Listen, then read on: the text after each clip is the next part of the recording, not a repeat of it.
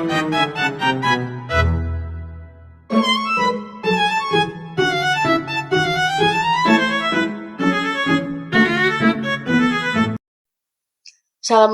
warahmatullahi wabarakatuh.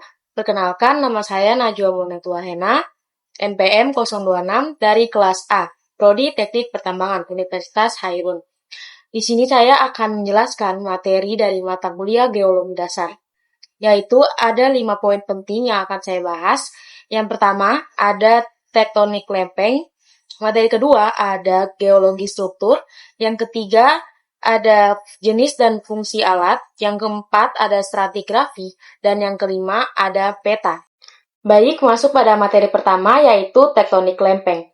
Tektonik lempeng adalah teori geologi yang menyatakan litosfer bumi terbagi menjadi lempeng-lempeng kaku yang bergerak perlahan di atas mantel astenosfer. Teori ini menjelaskan pergerakan lempeng sejak 3,4 miliar tahun lalu dengan kecepatan beberapa sentimeter per tahun. Didorong arus konveksi mantel, lempeng mencangkup gerak benua dan samudra dengan ketebalan rata-rata 75 sampai dengan 125 km. Penyebab dan pergerakan utama. Pergerakan disebabkan runtuhan gravitasi lempeng samudra yang padat ke mantel panas, serta dorongan dari punggung tengah samudra. Interaksi antar lempeng menghasilkan batas divergen, konvergen, dan transport. Dampak utama yang fenomena seperti gempa bumi, gunung api, pegunungan, dan palung samudra timbul dari gesekan lempeng, seperti cincin api Pasifik di Indonesia. Tabrakan lempeng Indonesia, Australia, dan Eurasia menyebabkan aktivitas tektonik tinggi. Baik, masuk pada materi kedua, yaitu geologi struktur.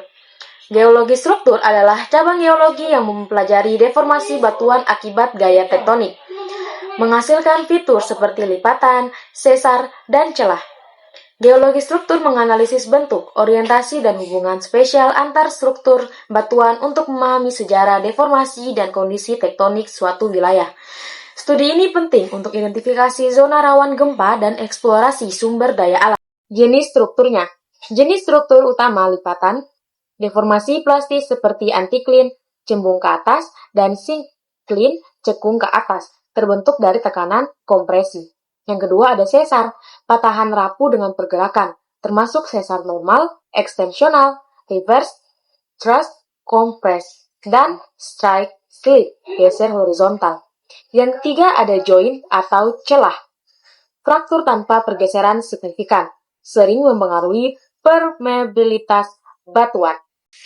Pada materi ketiga yaitu membahas tentang jenis dan fungsi alat pada saat dipakai untuk turun lapangan. Yang pertama yaitu palu geologi. Palu geologi digunakan untuk memecah batuan agar memperlihatkan permukaan segar, mengidentifikasi tekstur, mineral, dan struktur internal batuan. Yang kedua ada GPS. GPS menentukan koordinat lokasi tepat, latitude, longitude, elevasi di lapangan, mendukung pemetaan geologi akurat dan pelacakan rute survei.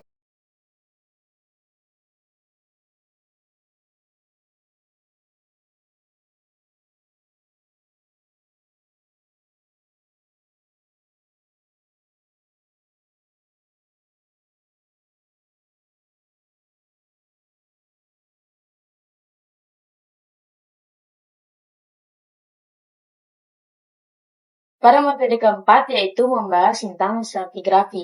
Stratigrafi merupakan cabang ilmu geologi yang mempelajari pelapisan batuan, hubungan antar lapisan, serta sejarah pembentukannya untuk memahami dan evolusi bumi. Cabang stratigrafi. Litostratigrafi mengklasifikasikan berdasarkan litologi batuan, biostratigrafi menggunakan fosil indeks, sementara kronostratigrafi menentukan umur absolut melalui isotop atau magnetostratigrafi.